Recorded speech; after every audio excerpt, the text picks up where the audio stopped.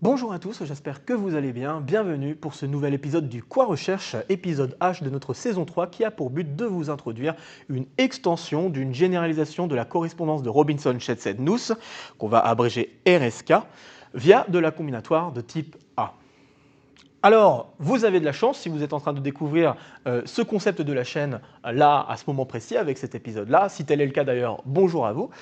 Car en effet, cet épisode est complètement indépendant des épisodes précédents. Et d'autant plus qu'il est aussi indépendant des autres saisons. Ça, je m'efforce de faire un maximum pour faire en sorte que les saisons soient totalement indépendants les uns des autres. Bien évidemment, il y a toujours un objet central qui apparaît. C'est justement les objets dont on va parler aujourd'hui, les représentations de Carquois. Mais à chaque fois, j'essaie de vous donner un autre point de vue différent à chaque saison et cela permet également d'avoir un autre point de vue sur tous ces objets-là et également de finalement revoir cette notion-là si vous l'aviez déjà vu auparavant avec un autre point de vue, mais aussi de le découvrir avec des définitions plus ou moins différentes. Bref, parenthèse close, donc en tout cas cet épisode est totalement indépendant des autres épisodes. Néanmoins, parce qu'on est en plein milieu de la saison 3, je pense que c'est assez naturel de vous rappeler le contexte dans lequel va s'inscrire cet épisode et également à quoi va nous servir cet épisode pour la suite de la saison 3. Donc, pour les épisodes précédents, nous avons discuté de la combinatoire essentiellement sous-jacente à la correspondance de RSK. En effet, dans un premier temps, je vous ai introduit la correspondance de Robinson-Chesed, qui est en fait un ensemble de bijections qui part des permutations de 1n vers les paires de tableaux de Young standard de même forme et de taille n. Donc on avait discuté d'abord de cette première bijection, ou ensemble de bijections, et ensuite nous avons étendu cette correspondance ensemble en introduisant la correspondance RSK, qui elle peut se voir comme une bijection qui part des matrices à coefficients entiers, éventuellement nuls, vers des paires de tableaux de Young semi-standard de même forme. Donc on avait discuté de tout ça et on avait notamment parlé aussi de deux façons de réaliser cette correspondance. Une qui utilisait des insertions Shenstedt, donc ça c'est celle qui est la plus classique, en passant par une traduction de notre matrice en un bimot, qui est une généralisation d'une permutation d'une certaine manière. Et ensuite, nous avons également parlé d'une autre réalisation utilisant un calcul d'invariant de Green-Klettmann. Ces invariants sont en fait des calculs liés à des chemins que l'on cherche à lire dans un graphe orienté acyclique. Et donc, l'idée était de transformer notre matrice en un remplissage d'un graphe, un graphe gris en l'occurrence, et à partir de ce graphe-là et à la suite de calculs faisant intervenir des chemins dans ce graphe, on arrivait à réaliser d'une autre manière la correspondance RSK. Donc voilà, c'est là où nous en sommes. Aujourd'hui, on va faire donc une aparté sur les représentations d'un Carquois de type A, et cela va nous servir très grandement pour la suite, car en effet, l'objectif dans ce qui va suivre, ça va être de faire un lien totalement algébrique avec cette combinatoire sous-jacente et notamment les calculs d'invariants de Green-Klettmann. Sans trop vous divulgacher les choses, l'idée générale étant que, en fait, étant donné un Carquois de type A, il est tout à fait possible de considérer les représentations de ce Carquois et il va y avoir, sous certaines réserves, si on regarde une sous-collection de ces représentations, il va y avoir une bijection possible entre les représentations ou les modules que l'on pourrait prendre dans la bonne catégorie et ce qu'on va appeler la donnée générique de Jordan. Il va falloir donc que je vous parle de choses qui sont liées à la saison 1 d'ailleurs, ça me permet d'en parler, à la saison 1 du Coin Recherche où on parlait justement de la retrouvabilité de Jordan qui est un point essentiel de ma recherche, à vrai dire même encore aujourd'hui. Mais bref, en tout cas, il va falloir qu'on repasse à travers tout ça. Via cette bijection qui apparaît là-dedans, eh bien, ce qui est assez surprenant, c'est qu'on peut voir cette bijection comme un calcul d'invariant de Green-Klettmann. Et ce calcul d'invariant de Green-Klettmann, suivant l'orientation du Carquois qu'on va choisir, donc Carquois de type A, on va y venir d'ici quelques instants, eh bien, on va pouvoir réaliser la correspondance RSK. Il y a d'autres correspondances, comme la correspondance appelée Hillman-Grassel, ou Grassel, je crois. Bref, il y a une autre correspondance qui est aussi assez bien connue et qui peut se réaliser via une autre orientation du Carquois que l'on a sous la main. On en parlera éventuellement si on a le temps. Bon, je ne suis pas sûr à 100% que j'ai envie de m'embarquer là-dedans, mais en tout cas, on mentionnera cette autre correspondance. Mais à savoir que du coup, on va pouvoir se retrouver avec une famille qui généralise les finalement correspondance déjà connue. Et l'objectif, en tout cas, comme son nom l'indique, c'est de chercher à étendre une certaine généralisation déjà connue pour les calculs RSK. Bref. Bon voilà, je pense que j'ai fait un rappel suffisamment conséquent, peut-être un peu trop conséquent, mais c'est pas très grave. Au moins, ça vous permet de bien voir le contexte dans lequel s'inscrit cet épisode. Eh bien, les représentations d'un carquois de type A, donc il va falloir que je vous fasse un petit rappel sur les représentations de manière générale, mais je ne vais pas rentrer trop dans les détails, je vais vous inviter grandement, parce que j'ai déjà fait toute une saison où j'ai quasiment parlé que de ça, je vous invite fortement, si vous voulez en savoir davantage, d'aller regarder la saison 1 du Coin Recherche, bien évidemment, puisque dans cette saison 1, notamment les épisodes de 1B vers je crois 1F, eh bien on ne parle que de ça. On ne parle que de carquois, on ne parle que de représentation de carquois, on ne parle que de tous les objets qu'on utilise, même des objets que j'utilise au quotidien dans ma recherche, des objets qu'on utilise assez fréquemment quand on fait de la recherche dans la théorie de représentation de carquois, avec les carquois d'Osanderheiten, ces choses-là. Donc tous les détails vont être cachés dans la saison 1. Ici, je vais vraiment m'embarquer très directement dans ce qu'il se passe pour les carquois de type. Ne vous en faites pas, encore une fois je le répète, vous n'avez pas besoin de regarder ces épisodes-là pour suivre ce que je vais raconter ici. Je dis simplement ça si vous voulez aller plus loin dans ce que je vais vous raconter aujourd'hui. Bien, alors maintenant que tout cela est dit et que le contexte est plutôt bien posé, on va pouvoir enfin parler du thème d'aujourd'hui, donc les représentations d'un carquois de type A. Alors, première chose, qu'est-ce qu'un carquois? Eh bien, un carquois, c'est tout simplement un graphe, vous pouvez tout simplement le comprendre comme un graphe orienté qu'on va enregistrer sous la forme suivante, un quadruplé avec Q0, Q1, ST, où Q0, ça sera l'ensemble des sommets, Q1, ça sera l'ensemble des flèches, et puis S et T, eh bien, ça sera les fonctions source et but. Donc autrement dit, si dans votre graphe, vous avez une flèche qui va de I vers J, comme ceci, eh bien S de alpha, ça sera I, et T de alpha, ce sera J. Voilà, donc voilà un moyen d'encoder un graphe de manière assez jolie, sous la forme de ensemble de sommets, ensemble d'arêtes, et éventuellement vous n'avez pas forcément pensé à ce genre de choses, mais en effet, ce genre de choses, c'est très utile si on veut considérer des graphes avec des multi-edge. Donc c'est-à-dire des graphes avec beaucoup plus d'arêtes. Voilà, bon, j'ai utilisé le mot anglais, mais c'est pas très grave. Donc c'est des graphes avec plusieurs arêtes. Donc quand on a plusieurs arêtes, c'est très bien de les distinguer en termes d'ensemble Q1 et d'expliquer en fait qu'ils vont avoir la même source et le même but. Voilà. Alors ici, on va en effet grandement se simplifier la vie puisque les graphes que l'on va regarder, c'est des graphes de type A. Alors qu'est-ce qu'un graphe de type A?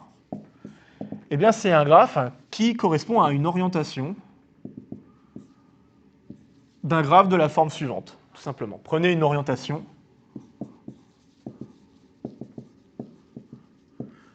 du graphe suivant et vous avez donc un carquois de type A. Donc par exemple, un exemple qu'on va utiliser aujourd'hui, ça va être celui-là. Donc ça, c'est un carquois de type A3. On dit d'ailleurs que ce carquois-là est linéairement orienté, car toutes les flèches sont dans le même sens. Voilà, donc ça c'est dit.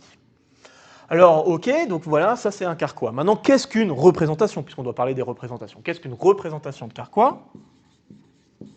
Eh bien, une représentation, c'est le fait j'allais dire en anglais, assign, mais d'assigner. Bon, je ne sais pas si ça marche vraiment, mais c'est pas grave. En tout cas, c'est de substituer à chacun des sommets, vous allez mettre un espace vectoriel. Ici, on va considérer des espaces vectoriels de dimension finie. Et pour chacune des flèches, vous allez considérer une application linéaire. Donc, associé ou associement, même pas sûr si ça se dit, mais c'est pas grave. Associé donc à chaque sommet des espaces vectoriels sur un coordonné. Encore une fois, coordonné, pas coordonné, vectoriel. J'ai bien aimé cette blague de Benjamin II au passage. Donc, K espace vectoriel de dimension finie ici. Voilà. Et puis Q1, pour chaque flèche, on associe une application K linéaire. Je vais l'écrire en anglais, tiens. K-linear map. Voilà.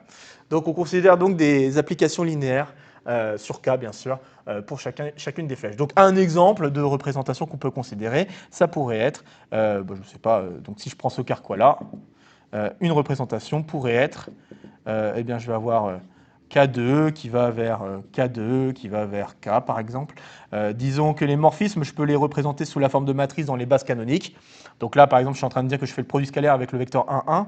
Et puis ici, on pourrait dire, ça peut être la matrice n'importe laquelle, 1, moins 1, 1, 1, par exemple. Voilà.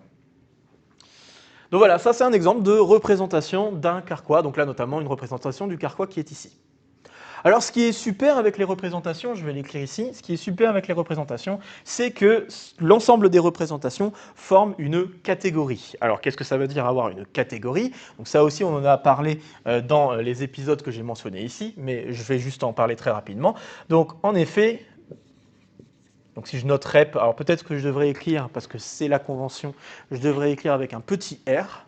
Un grand R signifie généralement qu'on veut prendre des espaces vectoriels de dimension infinie. Donc là, je vais écrire plutôt avec un petit r. Donc les représentations du carquois Q sur un corps K, voilà, ça forme une catégorie. Alors d'ailleurs, je vais préciser aussi abélienne. Et tant qu'à faire, on va mettre les mots qu'il faut, on va dire les termes. Alors, qu'est-ce qu'une catégorie déjà dans un premier temps? Une catégorie, vous pouvez le comprendre comme en fait avoir un ensemble d'objets plus un ensemble de morphismes. Alors, j'en ai pas parlé ici, mais en effet, vous pouvez définir des morphismes entre les représentations. Par exemple, si je dessine une autre représentation, je pourrais très bien avoir, je ne sais pas moi, K5 qui va vers K2 qui va vers K3 par exemple. Ok, puis les morphismes, bon là je ne les précise pas, mais vous avez des matrices M et matrices N. Bon, en fait, avoir des morphismes de représentation, ça signifie que vous avez une collection d'applications linéaires qui sont attribuées à chacun des sommets, comme ceci, Φ1, Φ2, Φ3. Et ce que vous allez demander, c'est que pour chacune des flèches, vous avez un carré commutatif. Donc là, ce que je vais demander, c'est en l'occurrence que si je fais la composition dans ce sens-là, ça doit être égal à la composition si je la fais dans ce sens-là. Voilà ce que ça veut dire avoir un morphisme de représentation. Et ce carré commutatif doit être valide pour n'importe quelle flèche. Donc c'est des morphismes qui doivent satisfaire, ou en tout cas qui doivent préserver, on va dire ça comme ça, la structure d'une représentation. Donc voilà, les morphismes ici, c'est justement les morphismes que je viens de préciser rapidement ici. Donc on a un ensemble d'objets, un ensemble de morphismes, et il doit y avoir quelques petits trucs en plus à satisfaire, donc plus axiomes particuliers. En l'occurrence, il faut qu'il y ait, par exemple, l'identité pour chacun des objets. Donc pour chacun des objets, il existe le morphisme identité. Ça paraît un peu bébête, mais c'est important. Et puis aussi, il faut qu'il y ait une composition. Une loi de composition qui qui se comporte bien, quoi, exactement comme vous l'imaginez. Si vous faites la composée de deux fonctions f qui va de a vers b, puis une autre qui va de b vers c, vous aimeriez que la composition va bien de a vers c sans aucun problème. Et que vous ayez une espèce aussi d'associativité satisfaite par cette composition. Bref, donc voilà ce qui est caché derrière les axiomes particuliers, c'est justement ces questions par rapport à la composition et par rapport aux fonctions qui sont associées, aux morphismes plutôt, qui sont associés aux objets. Qu'est-ce que ça veut dire avoir une catégorie abélienne? Une catégorie abélienne, ça veut dire qu'on a un peu plus de structure sur notre catégorie. Parce que c'est vrai qu'une catégorie, dite comme ça, il n'y a pas grand-chose en fait. Pas grand-chose et beaucoup de choses en même temps, mais généralement pas grand-chose. Parce que par exemple, je ne peux pas faire de somme directe entre les objets. Par exemple. A priori, en tout cas, une catégorie quelconque, je n'ai pas forcément le droit de faire des sommes directes. Je n'ai pas forcément le droit de faire des produits, par exemple. Je n'ai pas forcément le droit de faire disons, pour donner d'autres exemples, des produits tensoriels. Je n'ai pas le droit. Il y a plein de trucs comme ça que je n'ai pas le droit de faire. Et le fait d'avoir une catégorie abélienne, ça me permet justement de pouvoir dire que j'ai le droit de le faire. Donc avoir une catégorie abélienne, bon, parfois on dit aussi additive en plus de ça, parce que parfois abélienne, on veut distinguer abélienne de additif. Mais en tout cas, abélienne, pour moi, ça voudrait dire qu'on peut faire des sommes directes. Donc, somme directe entre les objets. On peut aussi considérer des facteurs directs, exactement comme pour les espaces vectoriels. D'accord ? Et puis, il y a pas mal d'autres petits trucs, peut-être je ne vais pas les mentionner, mais surtout, ça me permet d'affirmer qu'il y a aussi des existences de noyaux et de conoyaux. Donc, noyaux et conoyaux pour mes morphismes. Voilà, donc ça, ce sont les points, je pense, les plus importants d'une catégorie abélienne. De plus, c'est aussi une catégorie encore plus forte que ça, parce que là, j'ai donné deux termes, il y en a encore un que je devrais mentionner, c'est le fait que ce soit Krull-Schmitt. On va à fond sur les termes compliqués, tant qu'à faire. Hein. Krull-Schmitt, ça veut simplement dire que n'importe quelle représentation peut se décomposer en somme d'indécomposables. Donc il y a une notion d'indécomposable, dont on va parler d'ici quelques instants. Et on a une décomposition unique.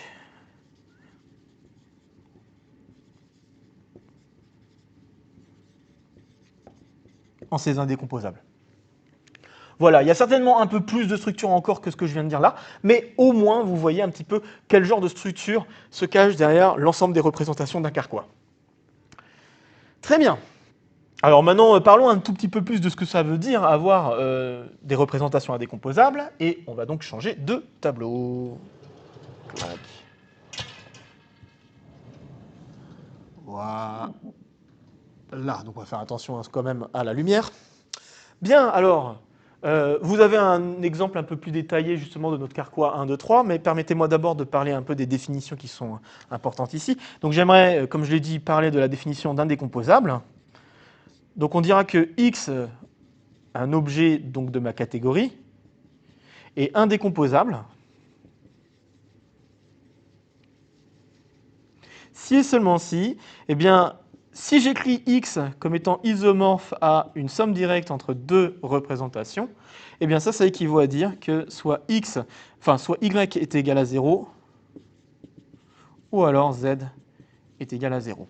Alors c'est vrai, vous pourriez me poser la question, mais c'est quoi la somme directe entre des représentations? Eh bien, les sommes directes entre des représentations, c'est plus ou moins naïf. Vous allez faire la somme directe des espaces vectoriels qui sont dans chacune des représentations sur chaque sommet. Et vous faites, quand je dis somme directe, vous faites vraiment une somme directe de copie. Donc là, par exemple, si je fais la somme directe de ces deux représentations-là, là, ici, je ne vais pas avoir K5, je vais avoir K7. D'accord? Donc 2 plus 5, je suis obligé de voir des copies distinctes de K. Je pense que ça, c'est important. Donc là, je vais avoir K7, par exemple, là, je vais avoir K4, et puis là, je vais avoir K4. J'avais envie de faire une blague sur K7, mais je ne vais peut-être pas la faire, je pense que vous l'aurez compris. Bref, en tout cas, vous faites ça, et puis d'un point de vue morphisme, eh bien, ça va être une somme diagonale des morphismes. Donc, c'est-à-dire que en fait, le morphisme que vous allez avoir entre ES alpha plus FS alpha, vers ET alpha plus FT alpha, ben ça va être un morphisme diagonal en prenant le morphisme pour E alpha réduit sur les composantes en ES alpha et ET alpha, et vous faites la même chose pour F alpha et des zéros ailleurs. D'accord? Donc c'est une somme un peu diagonale de vos morphismes que vous allez faire pour faire en sorte en fait, que chacun des morphismes agit bien sur la composante qui lui est associée. Voilà. Donc c'est ça qui se passe pour une somme directe entre des représentations. Et donc là, ce que je suis en train de dire, c'est une représentation est indécomposable s'il est impossible d'écrire une représentation sous la forme d'une somme avec deux indécomposables qui sont non nuls. Alors, ici, dans cet exemple-là, donc le carquois est redessiné ici, eh bien, vous avez là la liste de toutes les représentations indécomposables du carquois. En effet, pour avoir cette liste d'indécomposables, alors c'est pas évident à démontrer, hein, loin de là quand même, mais pour vous donner une idée de comment on prouve que ceux-là sont les seuls indécomposables, dans un premier temps, il faut montrer que ceux-là sont indécomposables. Et ça, c'est la partie la moins difficile. Je pense que notamment ces trois-là, c'est assez simple de voir qu'on ne peut pas écrire une somme de représentations non nulles qui donne ces choses-là. Bon, je pense que c'est assez clair parce qu'on n'a que des espaces vectoriels de dimension 1 au plus, donc il n'y a pas de problème. Par contre, celui-là, on pourrait se poser la question, est-ce que celui-là, ça ne serait pas la somme de lui avec lui? Le problème, c'est que si vous faites la somme de lui avec lui, eh bien la représentation que vous allez obtenir, c'est celle-ci. Donc KK, OK, mais vous allez avoir un morphisme nul entre les deux représentations, puisque vous n'aviez aucun morphisme non nul entre les deux espaces vectoriels pour chacune des représentations. Donc là, vous avez un morphisme nul. Donc celui-là n'est pas indécomposable, hein, clairement, puisque déjà je l'ai écrit comme somme, mais en plus de ça, n'est pas isomorphe à celui-là. Voilà. Donc bien sûr, on regarde les représentations à isomorphisme près, ça j'ai oublié de le dire. Donc je regarde mes morphismes là et je demande à ce que ces morphismes là soient bijectives. Voilà, c'est ça que ça veut dire. Donc voilà, vous avez ici en effet toutes les indécomposables. Alors c'est vrai que je commence à expliquer. Donc là, montrer que ceux-là sont indécomposables, c'est pas très difficile.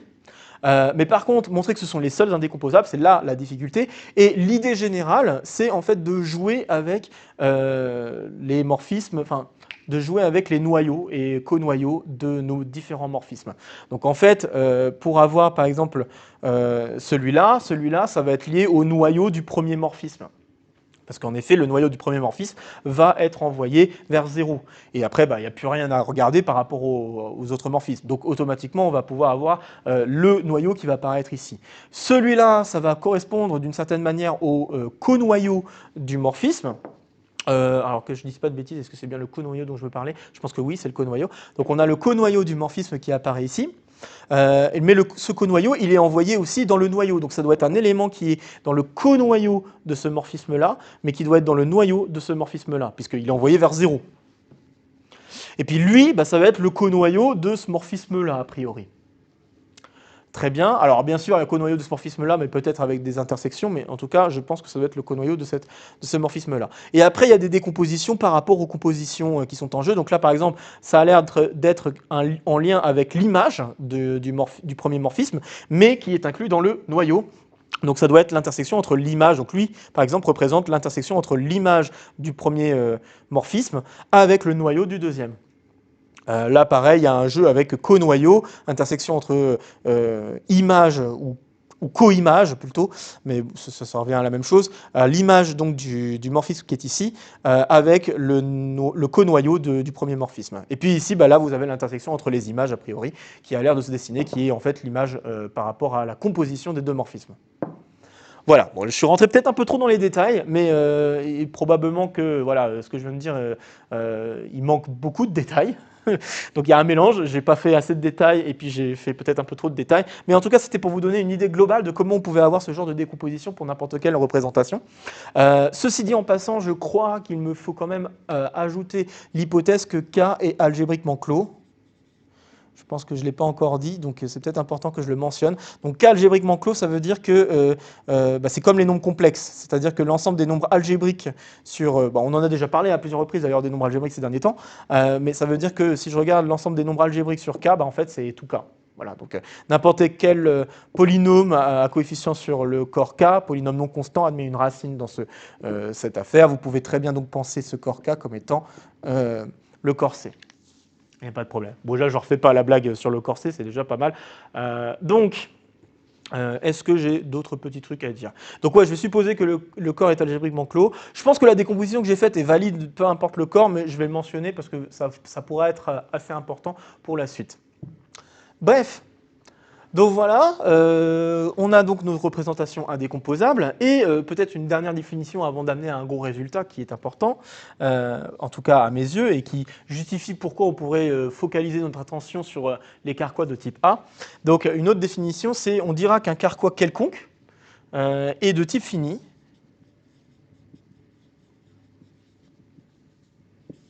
si et seulement si son nombre d'indécomposables, donc je vais noter 1 de Q, son nombre d'indécomposables à isomorphisme près est fini.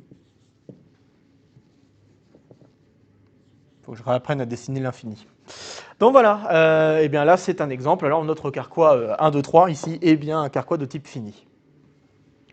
Et une question qui est demeurée quand même quelque chose d'assez compliqué il y a quelques années de ça, donc quand je dis quelques années, c'est quelques vingtaines d'années, trentaine d'années grosso modo de cela, c'est de savoir déterminer quels sont les carquois qui sont de type fini.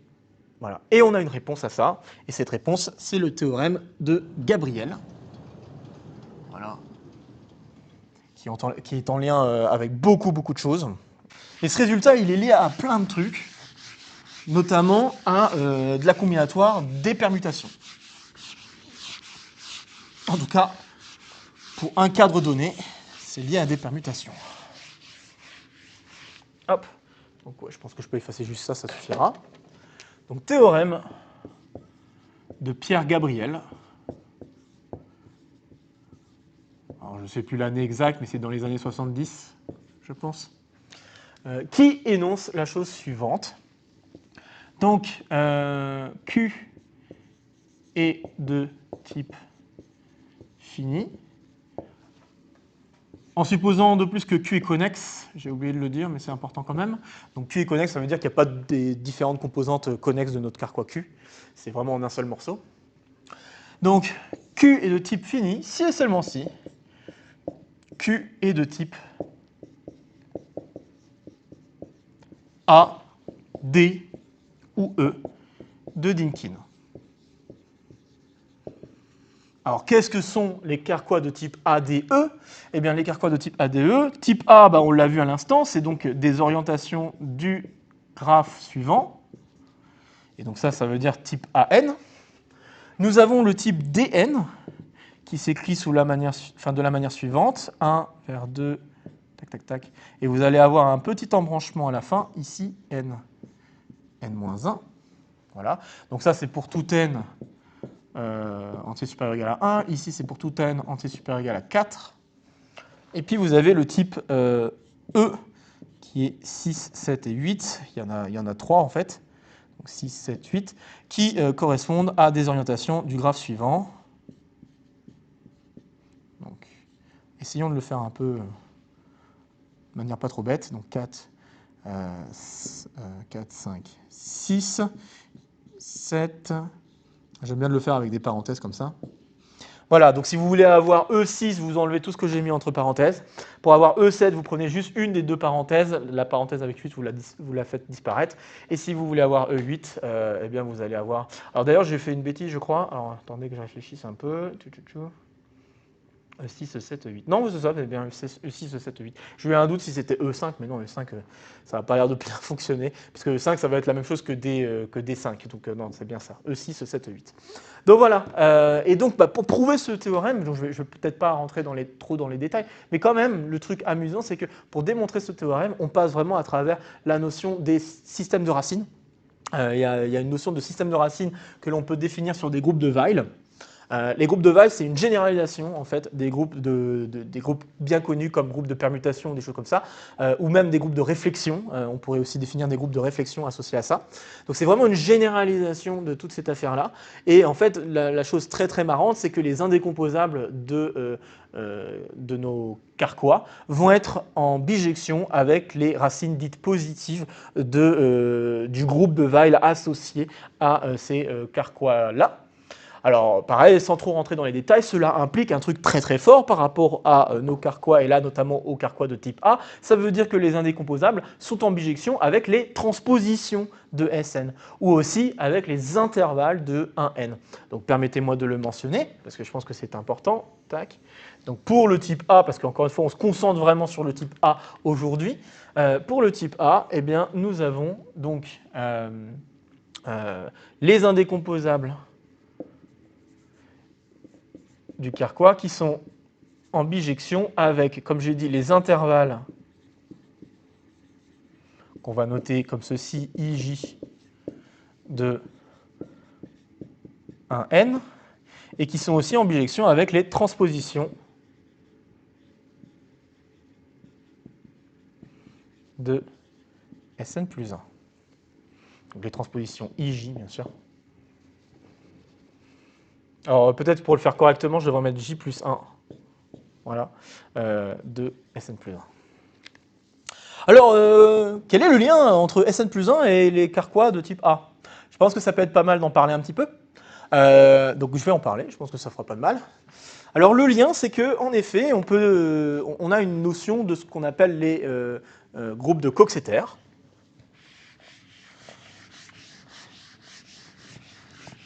Et bon, je ne sais plus si c'est vrai pour n'importe quel groupe de Coxeter, mais en tout cas, un certain nombre de ces groupes de Coxeter peuvent se représenter avec des graphes. Et là, en l'occurrence, si je voulais essayer de représenter donc un graphe non orienté, je n'ai même pas besoin d'orientation.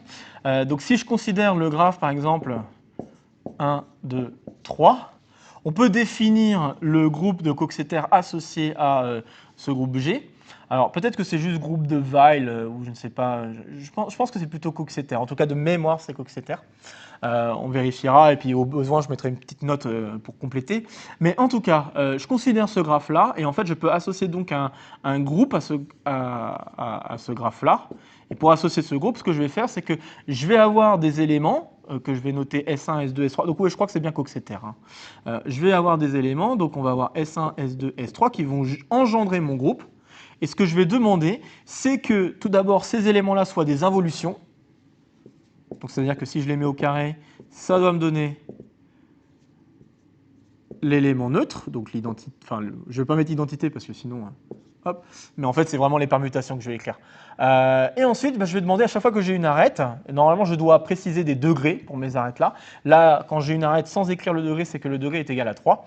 Eh bien, je vais avoir les relations suivantes. Donc, c'est ce qu'on appelle les relations de tresse. Je vais avoir S1, S2, S1 qui doit être égal à S2, S1, S2. Je vais avoir S2, S3, S2 qui doit être égal à S3, S2, S3. Donc ça, c'est ce qu'on appelle les relations de tresse.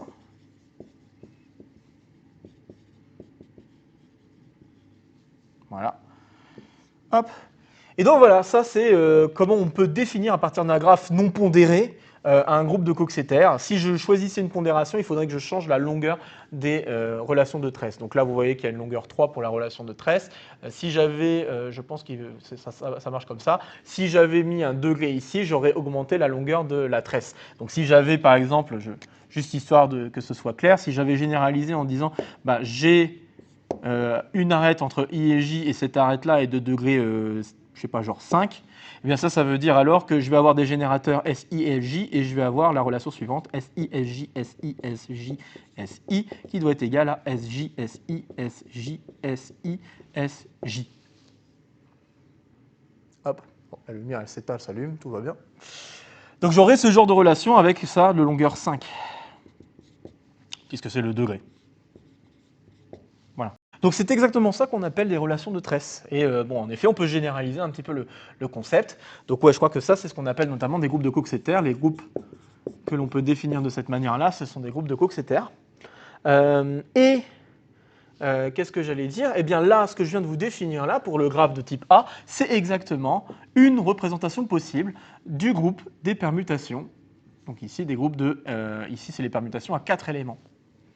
En effet, en voyant SI comme étant les transpositions adjacentes, II plus 1, eh bien, on se retrouve exactement avec les relations que je viens d'écrire. Vraiment, vous pouvez vous amuser à le vérifier par vous-même. Faites vos calculs avec les permutations, les transpositions que je viens d'écrire. Évidemment, les transpositions mises au carré, ça fait toujours l'identité, pas de problème. Mais là, les relations de 13, justement, vous pouvez vous amuser à vérifier qu'elles sont bien satisfaites.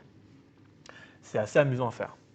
Bref, donc en effet, un graphe de type A est associé donc à regarder les groupes de permutations. Et ceci explique pourquoi il y a en effet un lien avec les transpositions de Sn plus 1. Alors bien sûr, il y a le n plus 1 qui apparaît, un petit changement d'indice auquel il va falloir faire attention. Bien, alors maintenant revenons, je remonte là, revenons sur notre exemple précédent. Donc si on revient sur cet exemple, hop là, on va effacer. Donc si je reviens sur cet exemple,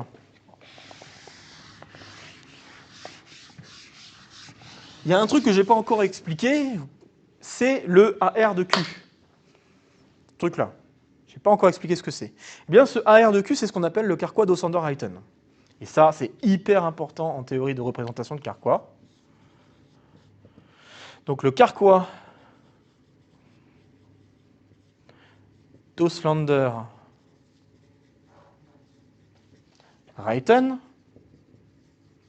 Si en fait le Carquois, donc comme pour n'importe quel Carquois, il faut préciser quels sont les sommets et quelles sont les flèches, eh bien les sommets, ce sont les indécomposables du Carquois, encore une fois à isomorphisme près. Et les flèches, ce sont les morphismes irréductibles.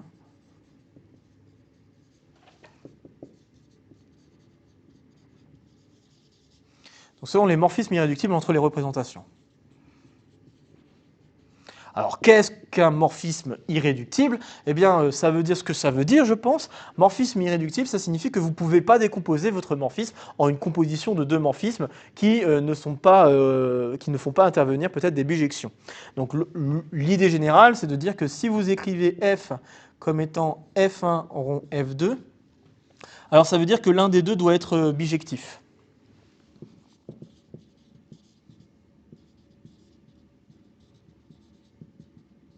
Vraiment pour la faire très simple, hein. C'est plus compliqué que ça, bien sûr. Là, encore une fois, je me permets de faire un peu de vulgarisation. Donc, pour la faire très simple, on demande à ce que l'un des deux morphismes soit inversible. La vraie bonne réponse que je devrais dire, c'est que normalement, l'un des deux doit être une section ou une rétraction. Si je dois utiliser les mots techniques, ça doit être ça que je devrais dire. Mais pour la faire très simple, l'idée, c'est ça. C'est qu'il y a un des deux morphismes en fait, qui n'est pas utile pour définir cette composition. Grosso modo, c'est ça que ça signifie. Et donc, là, en l'occurrence, le carquois d'Osanderheiten que je vous ai dessiné là, c'est le carquois d'Osanderheiten du carquois de type A qui est ici. Et donc, ce que j'ai mis ici dans les sommets, ce sont essentiellement les intervalles qui sont associés aux représentations indécomposables. Alors, en effet, comment on associe les intervalles? Parce qu'on en a parlé ici, on n'a pas expliqué comment ça marchait. Comment on associe donc un intervalle à un indécomposable du carquois? Eh bien, c'est très très simple. Vous regardez sur quels sommets est-ce que les espaces vectoriels sont non nuls. Si vous regardez ça, eh bien vous pouvez constater que ça va toujours donner des intervalles. Là, par exemple, pour celui-là, vous allez avoir l'intervalle juste donné par 1. Pour celui-là, vous allez avoir l'intervalle juste donné par 2. L'intervalle donné juste par 3. Ici, vous avez l'intervalle 1, 2. Ici, vous avez l'intervalle 2, 3. Et enfin, celui-là, vous allez avoir l'intervalle 1, 3. Voilà.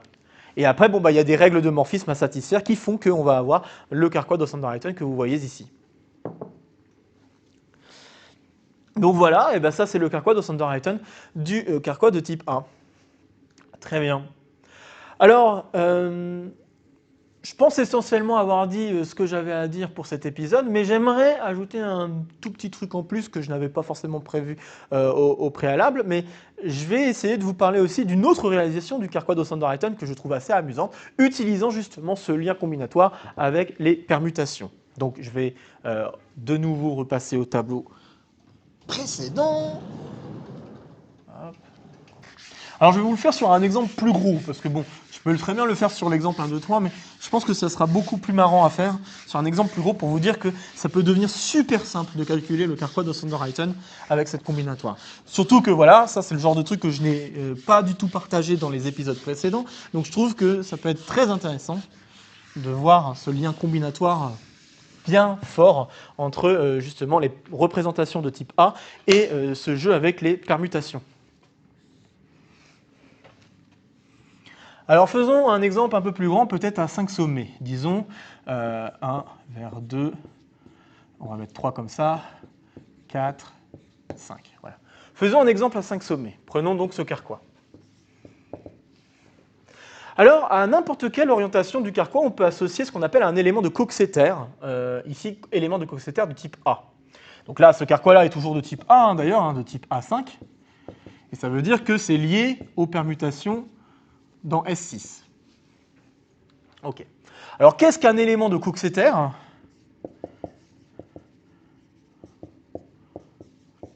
Il y a tellement de trucs qu'on pourrait raconter, mais il va falloir être très synthétique. Mais un élément de Coxeter, c'est en fait un produit des SI, donc chacun des SI qui sont là. Donc la SI, SI c'est II plus 1, encore une fois, c'est les transpositions adjacentes comme tout à l'heure. Okay. Donc ça va être un produit des SI dans un certain ordre.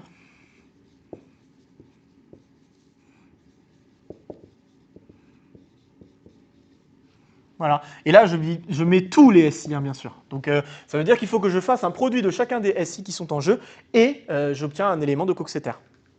Alors, pour éventuellement vous en faire un exemple, là, dans S6, un produit possible, ça pourrait être 1, 2, j'en fais un peu au hasard, hein, donc 3, 4, 2, 3, 5, 6, 4, 5. Voilà. Donc voilà un exemple d'un élément de Coxeter dans S6. C'est le produit de toutes ces transpositions, là. Alors le truc hyper amusant, c'est que les éléments de Coxeter peuvent se ramener à des cycles qui vont être d'abord croissants jusqu'à atteindre la valeur n plus 1, puis décroissantes jusqu'à revenir à la valeur 1. Nous allons le voir ici tout de suite en action. Donc si je veux construire le cycle, hein, on fait comme d'habitude, on commence avec 1 et on regarde les images de 1 successifs. Donc là, 1, quelle est l'image de 1 ? Si je regarde un peu les différentes compositions, je vois que l'image de 1 c'est 2. Très bien. Maintenant, je regarde l'image de 2. 2 va vers 3, 3 va vers 4. Donc 4. Ensuite, 4 va vers 5, 5 va vers 6. Ensuite, 6 va vers 5 et rien de plus. 5 va vers 4, 4 va vers 3. Donc j'obtiens 3. Et enfin, 3 va vers 2, 2 va vers 1. Et c'est terminé, le cycle est donc fermé. Et comme vous pouvez le constater, en effet, on a bien ce pattern de termes qui sont croissants jusqu'à atteindre n plus 1, puis ensuite des termes qui sont décroissants jusqu'à retomber à 1.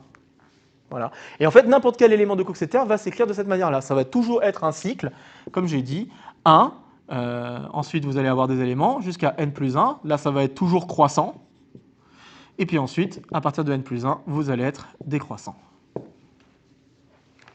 Voilà. Ça va toujours être un long cycle de cette forme-là.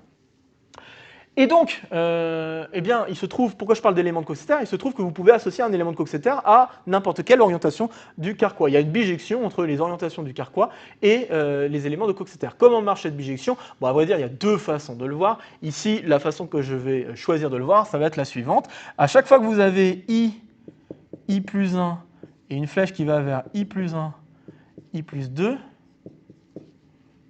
ça veut dire que dans l'expression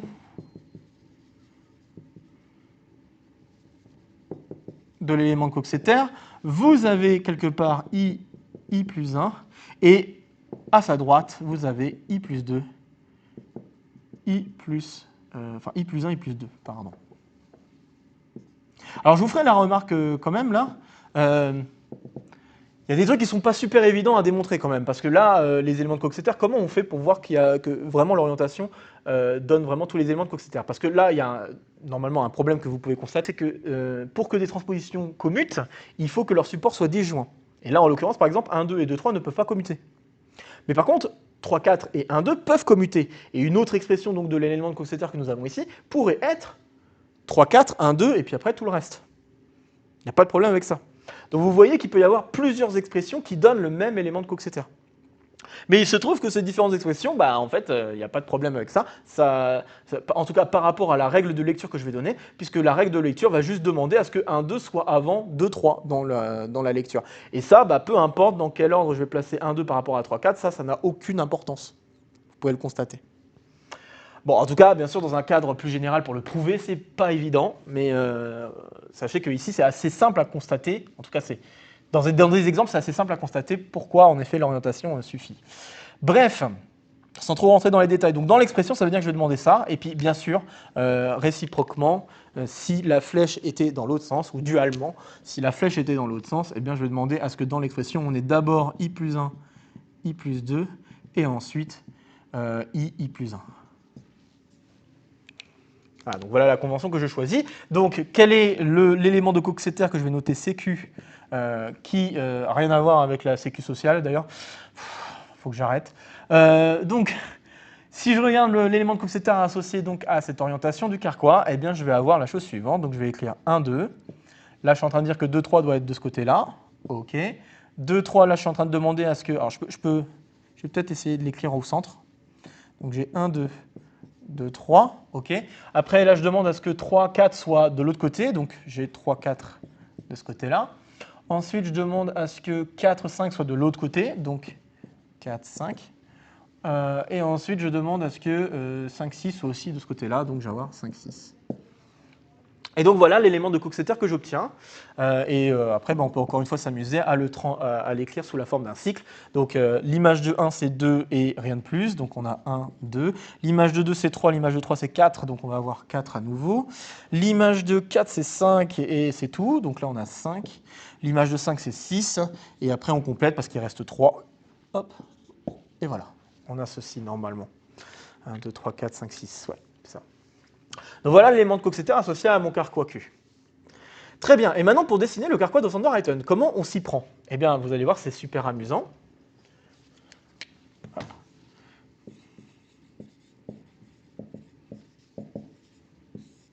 Bon bah là, les sommets, je vous ai dit que les indécomposables d'un carquois de type A, c'est en bijection avec les transpositions. Donc là, les sommets, ça va être tout simplement les transpositions, transposition IJ. Et les flèches, eh bien, ça va être les règles, ça va suivre les règles suivantes. Si j'ai IJ par ici, je vais avoir deux flèches qui sortent comme ceci, et d'un côté, je vais mettre C-1 de IJ, et de l'autre côté, je vais mettre IC-1 de J. Et ça, ces flèches-là vont apparaître seulement si l'image réciproque de I par C, ça va être inférieur, ça reste inférieur strict à J. Et pareil ici, si I reste inférieur strict à l'image réciproque de J par C. Et il y a une manière assez canonique de commencer le calcul du carquois de Sandor-Eaton. Il faut déterminer ce qu'on appelle les transpositions finales de notre écriture de notre élément de Coxeter. Donc, qu'est-ce qu'une transposition finale? Une transposition finale, c'est une transposition que vous pouvez écrire à la fin. Donc, il va se trouver le plus à droite possible de l'expression, de façon à ce que ça corresponde à l'expression de votre élément de Coxeter. Voilà, donc les expressions, c'est juste des trucs que vous pouvez permuter tant que vous obtenez le même élément de Coxeter. Donc là, en l'occurrence, vous avez 5,6 par exemple. 5,6 est un élément final. Et vous avez, je pense, 2,3, et je pense que c'est tout, parce que lui ne commute pas avec lui. Donc vous avez 2,3 également, qui est un élément final, puisque 2,3 commute avec ces deux machins-là. Donc vous avez deux éléments qui sont finaux dans l'élément de Coxeter. Et ces éléments finaux, eh bien, ça va être en fait les sources du carquois de Sandor-Eaton. Allez, hop, amusons-nous donc à le calculer, ce carquois de Sandor-Eaton. Et puis je pense que je m'arrêterai sur ça. Mais sachez que cette interprétation combinatoire va être assez utile pour la suite, puisque ce qu'on va s'amuser par la suite à faire, là je vais divulgacher peut-être un petit peu, mais peut-être un petit peu plus que ce que j'avais fait tout à l'heure. Ce qui va se passer, c'est qu'en fait, il est tout à fait possible de faire un lien entre un remplissage d'un partage quelconque et, alors sous certaines réserves bien sûr, et en fait, associer des multiplicités à un remplissage du graphe donc du carquois de Sandor-Eaton, respectant les transpositions qui sont en jeu. Et c'est en cela que l'utilisation avec la traduction des transpositions peut être utile, c'est qu'en effet, ces transpositions-là vont être justement les sommets du carquois de Sandor-Eaton que je vais considérer, ou du graphe que je vais considérer pour faire mes calculs sous la forme de calcul d'invariant de Green-Klettmann. Bon, voilà, donc sans trop divulgacher, bon, je suis resté quand même très vague, et tant mieux, parce que bon, voilà, l'objectif c'est que vous découvriez les choses petit à petit, voilà, c'est normal. Bref, et que bon, on n'a pas non plus le temps de raconter tout ce qu'on voudrait raconter. Donc, les éléments finaux ici, c'est 5, 6. Et alors j'espère que je ne les place pas au mauvais endroit, c'est ça que je suis en train de me demander. Donc l'image 1, c'est 4. Donc là, je veux faire l'image moins 1. Ouais, ça va être bon. Ok, je vais bien le placer. Donc j'ai 5, parce que je veux faire en sorte que ça colle avec mes règles. Ah oui, non, je ne les place pas bien. Donc non, je ne les place pas bien. C'est bien ce qui me semblait. Il faut que je mette 5, 6 un peu plus bas. Vous allez voir très vite pourquoi, hein, parce que je veux respecter les règles, si vous ne voyez pas tout de suite. Donc, je vais mettre 5, 6 plus bas. Ouais, c'est visible. Donc, j'ai 5, 6 plus bas, et puis je vais mettre un 2, oui, non, c'est pas un 2C, 2, 3 un peu plus haut. Okay. Mais pas trop haut non plus. 2, 3. Donc voilà, alors si je respecte les règles, eh bien là, si je m'amuse à faire C-1 de 6, le C-1 de 6, c'est 5. Et 5, c'est pas supérieur strict à 5. Donc, je ne peux pas descendre. Par contre, je peux monter. Et là, image réciproque de 5 par C, c'est 4. Donc, je vais avoir 4, 6. OK. Ensuite, je vais avoir quoi si je continue? Je peux continuer toujours dans cette direction-là. Donc, 4, 6, je peux prendre 2. Donc là, ça va donner 2, 6. L'image réciproque de 4, c'est 2. L'image réciproque de 6 étant 5, là, je peux mettre 4, 5. voyez, c'est super simple à calculer maintenant. Vous n'avez même pas besoin de connaître toutes les représentations et de connaître toute la théorie des représentations pour faire le calcul du Carquois de Sonderreiten. Vous n'avez juste besoin que de votre élément de Coxeter et des transpositions et de cette règle utilisant l'inverse de l'élément de Coxeter pour pouvoir continuer vos calculs. Donc vous avez ici 2, 6. Après, si je monte encore, je vais avoir un 6. Et si je monte encore, je vais avoir 3, 6. Et normalement, c'est terminé. Je ne peux pas faire mieux. Ensuite, 2, 6, ici, je peux avoir... donc, tac, tac. Donc, 2, 6, si je fais l'image de 2, l'image à cette époque de 2, j'obtiens 1, 6. Est-ce que c'est correct, ça? Ah oui, non, mais c'est pas 2 que je dois faire. Je suis bête. C'est pas un 6. Je l'ai déjà fait, un 6, excusez-moi.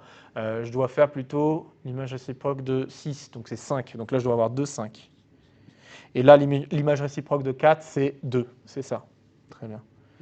Donc 2, 5, j'imagine que je peux descendre. 2, 5, ça fait 1, 5. Non, ça ne fait pas 1, 5, ça fait 2, 4. Voilà. Par contre, par là, ça fait 1, 5.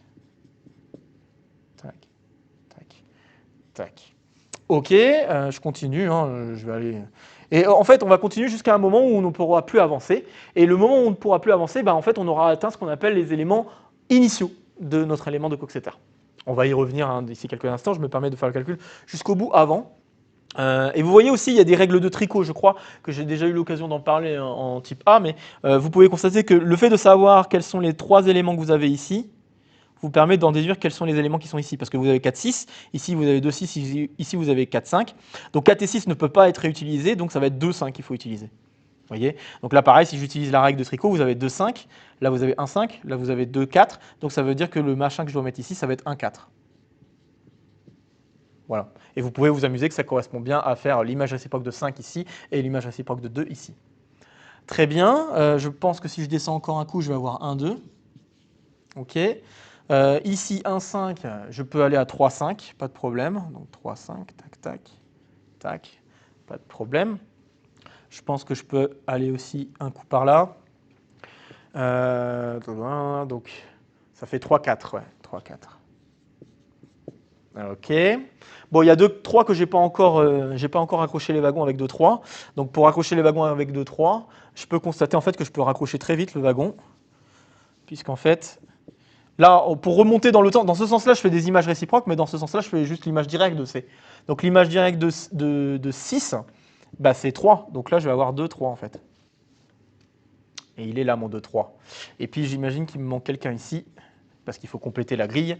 Donc ici, le quelqu'un qui me manque. Là, encore une fois, il y a une règle de tricot que vous pouvez utiliser pour compléter. Et donc là, normalement, je devrais avoir, si je ne fais pas de bêtises, 1 et 3. Voilà, la règle de tricot, vous pouvez l'utiliser dans tous les sens que vous voulez. Hein. Chaque fois que vous avez un diamant, donc un petit carré là, qui se dessine, vous pouvez toujours compléter de cette manière-là. C'est assez amusant à constater. Est-ce qu'il m'en manque? Alors maintenant, vous pouvez vous amuser à compter le nombre de transpositions que j'ai. Et ce nombre-là, c'est censé être n fois n plus 1 sur 2. Enfin, n fois n plus 1 sur 2 normalement. Donc 1, 2, 3, 4, 5, 6, 7, 8, 9, 10, 11, 12, 13, 14, 15. 15, du coup, ça fait... Ici, je suis à 4. Non, je suis à 6, pardon. Donc, je dois faire 6 fois 5 divisé par 2, ça fait bien 15. Ok, donc j'ai bien tous les éléments. Voilà, et je viens de construire mon Carquois de Sonderreiten du Carquois que j'ai là-bas, que j'ai dessiné là-haut. Et donc, oui, ce que je disais, c'est que les puits, là, ce sont les éléments initiaux de votre expression d'éléments de Coxeter. En effet, si vous regardez d'un peu plus près l'élément de Coxeter, vous avez 1, 2 que vous pouvez mettre au début de votre expression, donc ça c'est un élément initial, et 3, 4 c'est aussi un élément initial. Donc ça aussi, ça vous donne un indice de pourquoi vous devez vous arrêter. Voilà. Après, bien sûr, si vous ne le voyez pas, vous pouvez toujours essayer d'appliquer la règle et vous verrez par vous-même que vous ne pouvez pas continuer. Voilà. Et donc là, vous pouvez vous amuser à refaire la même chose pour le Carquois qui est ici. Hein. Vous pouvez vous amuser à recalculer ce Carquois de Sonderreiten et constater qu'en faisant des trucs avec des transpositions, là ici l'élément de Coxeter associé, ça sera juste l'élément dit de Coxeter linéaire, donc 1, 2, 3, 4. Et à partir des éléments, donc là ici ça va être 3, 4 et ici vous allez avoir 1, 2. À partir de ces transpositions-là, vous pouvez complètement calculer le carquois d'Osanderheiten avec ces règles que je vous ai données et vous allez retrouver très rapidement ce carquois-là. Donc vous voyez, c'est quand même très amusant de constater qu'il y a des règles combinatoires qui permettent de calculer ces carquois d'Osanderheiten. Je ne sais pas si j'avais eu l'occasion d'en parler, mais je vais quand même le mentionner. Dans des cadres assez sympathiques aussi, je pense toujours en type A, mais éventuellement dans certains cadres aimables, eh bien, il se trouve que pour calculer des carquois d'Osanderheiten, vous pouvez utiliser un modèle de surface dans lequel vous avez des diagonales dans cette surface. Et en fait, calculer le carquois d'Osanderheiten, ça correspond à faire des rotations particulières des diagonales de votre surface, donc de la dissection de votre surface. Je trouve ça super marrant à voir. Donc ouais, quand je parle de dissection, tout ça, ça aussi c'est quelque chose dont j'ai pu parler en saison 2. Donc j'en fais mention, je mettrai les épisodes précis en description si ça vous intéresse. Mais en effet, il y a un lien avec la dissection, ici c'est juste des dissections de polygones en type A. Et en effet, ces dissections-là, si on joue avec les diagonales qui apparaissent dans cette dissection, eh bien on arrive à reconstituer ce carquois d'Osanderheiten également avec juste des rotations diagonales. Je trouve ça aussi très amusant. Je ne pense pas en avoir parlé dans la saison 2, mais bon, c'est pas grave, au moins j'en parle ici. Pour vous dire qu'il y a vraiment plein, et il y en a même encore d'autres, mais probablement qu'on en parlera la prochaine fois parce que déjà la vidéo est assez lourde pour aujourd'hui. Bon, en tout cas, je pense que c'était très intéressant de vous partager cette autre manière de calculer le carquois d'Osanderheiten, chose que je n'avais pas fait encore jusqu'à maintenant, et de vous montrer vraiment un peu cet envers du décor où ok, le côté très algébrique, très représentation, peut vraiment passer à travers un accès beaucoup plus simple via le groupe symétrique ici. Bien évidemment, ce n'est pas le cas pour n'importe quel carquois, évidemment, là c'est que pour le type A. Pour le type D, il y a un équivalent de groupe de Coxeter et sur lequel on a aussi des équivalents de transposition adjacente et sur lesquels on pourrait faire des calculs tout à fait similaires à celui qu'on vient de faire là. C'est vraiment aussi très amusant à faire, pareil pour le type E, mais dès qu'on commence à sortir des cadres de carquois et qu'on commence à vouloir ajouter des relations, là ça devient beaucoup plus compliqué à manipuler que faire de la combinatoire comme ici. Là vraiment, tout se prête à la combinatoire parce qu'on travaille en type A. C'est vraiment ça la clé. C'est vraiment ça la clé. Bien, je pense que ça peut être le bon moment de s'arrêter. Je vais juste remettre le tableau ici pour que vous revoyiez le titre. Donc, écoutez, comme j'ai terminé pour cet épisode-là, j'aimerais juste mentionner à nouveau les épisodes d'après. Donc, au prochain épisode, très bonne question d'ailleurs, qu'est-ce que je vais faire dans le prochain épisode Donc là, on a fait les représentations d'un carquois. Donc, normalement, ce qui est prévu, c'est de vous refaire un rappel sur les... un rappel. C'est un bien grand mot, mais de vous parler donc de la retrouvabilité de Jordan, qui est la thématique principale de ma recherche depuis ma thèse. Et quelque chose dont j'ai déjà parlé dans la saison 1. Mais je vais essayer de vous en parler de manière beaucoup plus amusante, parce que l'objectif ici, c'est vraiment de changer complètement de point de vue, et encore une fois, d'être totalement indépendant avec la saison 1. Malgré tout, je vous invite quand même à regarder les autres vidéos parce que je pense que ça peut faire un très bon complément à ce que je vous raconte aujourd'hui ou ce que je vais vous raconter dans les prochains épisodes. Mais vous pouvez vraiment partir de vous n'avez pas vu ces épisodes-là et continuer à suivre. Donc l'épisode suivant, donc 3i, on va parler de la retrouvabilité de Jordan et de la canonique retrouvabilité de Jordan. Et je vais d'ailleurs vous énoncer un gros résultat important en type A qui permet de caractériser les catégories qui sont canoniquement retrouvables de Jordan. Et je vais vous proposer de voir la retrouvabilité de Jordan d'une autre manière, mais alors totalement différente de ce que je vous avais présenté la fois d'avant, en faisant du calcul combinatoire. Et c'est vraiment la traduction complète de la retrouvabilité de Jordan qui va entrer en jeu, traduction qui a été donnée grâce à mon encadrant de thèse, entre autres, Hugh Thomas, mais aussi deux autres collaborateurs, Alexander Garver et Rebecca Patrias. Donc, je vais vous parler un petit peu de cette traduction combinatoire en type A, de cette retrouvabilité de Jordan et la canonique retrouvabilité de Jordan. Et puis, je vais vous énoncer un gros résultat qui permet de caractériser toutes les catégories, donc en fait, c'est même une classification, de toutes les catégories qui sont dites canoniquement retrouvables de Jordan via un jeu d'intervalles, en précisant quels sont les débuts et les fins des intervalles qu'il va falloir avoir. Et grâce à cela, en fait, on va pouvoir faire une traduction complète de tout ce qu'on a vu jusqu'à maintenant, donc là notamment toute la combinatoire liée à RSK. On va pouvoir faire une traduction totale de tout ça dans ce cadre-là. Et c'est ça en fait l'enjeu global de cette extraction, de cette extension de généralisation de RSK, parce que à côté, il faut que je vous parle quand même de généralisation déjà connue de RSK, deux types de généralisation, notamment une généralisation due à Gansner, je crois, et une autre généralisation due à Thomas, donc justement mon encadrant, les trois noms que j'ai cités précédemment, donc Thomas, Garver, Patrias et Thomas, pour les mettre dans l'ordre, et de Dauvergne, qui l'a fait aussi en parallèle avec un autre point de vue totalement différent. Bref, et une fois que je vous aurai parlé de ça, je vous parlerai donc de cette extension, passant par cette histoire de Carquois, et cette extension qui unifie toutes ces façons d'étendre RSK. Voilà. Bien, j'espère que ça n'a pas été trop lourd, j'espère que ça vous aura plu de redécouvrir ou de découvrir toutes ces notions-là en lien avec les représentations et de vous baigner un petit peu sur ce qu'on peut faire en recherche. Bien évidemment, j'ai conscience que beaucoup de choses que je raconte ne sont pas forcément hyper claires, mais c'est le principe un peu de la vulgarisation. Je ne peux pas me permettre de passer non plus énormément de temps à faire tous les rappels nécessaires parce que si je fais ça, la durée des vidéos serait excessivement longue. Ce n'est pas mon but, déjà que cette vidéo aujourd'hui dure plus d'1 heure, ce qui est énorme. Mais bref, j'espère que ça vous aura plu de vous plonger un petit peu dans ce que je fais en recherche, encore une fois, dans cet épisode. Et puis voilà, écoutez, je vais me lancer dans le blabla habituel. Donc comme d'habitude, n'hésitez pas à partager la vidéo si vous connaissez des camarades qui pourraient être intéressés par cette vidéo ou par le contenu de la chaîne de manière plus générale. N'hésitez pas à laisser en commentaire vos questions, vos remarques, vos retours concernant cet exercice. Ça fera toujours plaisir de discuter maths avec vous. Un petit pouce, ça fait toujours plaisir. Ici, ça sera pour me soutenir. Ici, ça sera pour vous abonner. N'oubliez pas d'activer la clochette. De nouvelles vidéos vont se proposer à vous pour continuer à faire le tour de la chaîne. Et sur ce, je vous retrouve très vite pour de prochaines aventures mathématiques. Portez-vous bien et à très bientôt.